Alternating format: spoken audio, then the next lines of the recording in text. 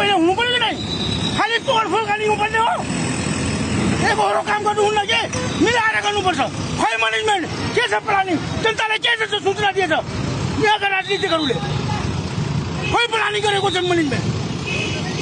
भन्नु पर्दैन कि म यो गरिरहेको छु जनतासँग साकार गर्नु पर्दैन के पाइ मनमानी गर्ने हो नेताहरू सूचना त दिए थियो नि जनताले सूचना दिए थियो पहिला गर्नु त पर्यो 10 वर्ष काम दिए थियो तपाईँ एकचोटि मात्र सूचना काम त गर्नु पर्यो काम गर्नुपर्छ हैन त्यो सूचना दिन्छ कामै गर्दैन अरे दिइसकेपछि ल आज हिजो आएर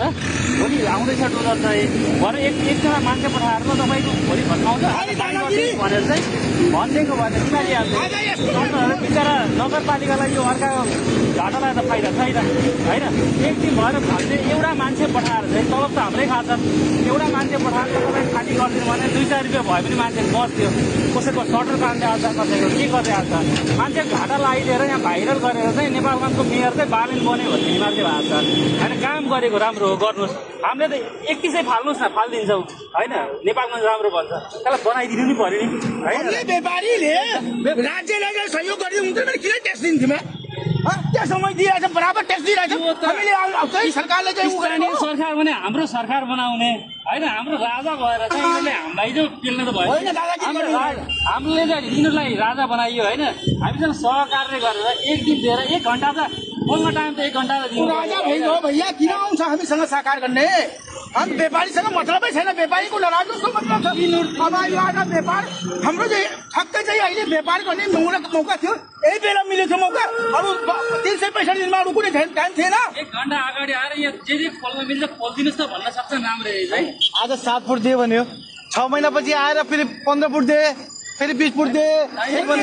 कुनै प्लानिङ छैन नो प्लानिङ नो इनको चाहिँ हामीले 6 महिना भइसक्यो कहाँ बनाइदियो कति महिना आज 15 दिनमा भने 1 घन्टा पनि हतार भएको छ भने 2 घन्टामा भोलि बिहानसम्म बनाउनुहोस् न हामीले योभन्दा अगाडि काटेको होइन यो ठाउँमा हामीले आफ्नो जग्गा काटेको होइन हामी व्यापार गर्नु छ भने हामी व्यापारीले आज 7 फुट दिए भोलि 15 फुट दिए एकजुट राजा भनेको हामी एकजुट नभएर क्या हाम्रो एकजुट भइकन हो एकजुट भएर के हो जाउँ न अहिले जाउँ न खाइदिउँ अहिले के भन्छ जाउँ न अहिले जाउँ यो कति दिनमा अब जे गर्यो यो कति दिनमा यसको निर्माण गर्न सक्छ यसको हामी आजै चाहिँ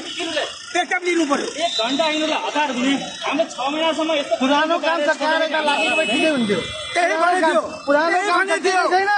नयाँ काम धम्बोजी चौकबाट पहिला काम सम्पन्न गरेर आउँछौँ त्यसपछि धम्बोजी पछि गर्ने हो काम गरेको थियो भनेको हो 21 होइन 50 छोडिदिनु पर्यो 50 छोडिदिनु काम गरौँ न पहिला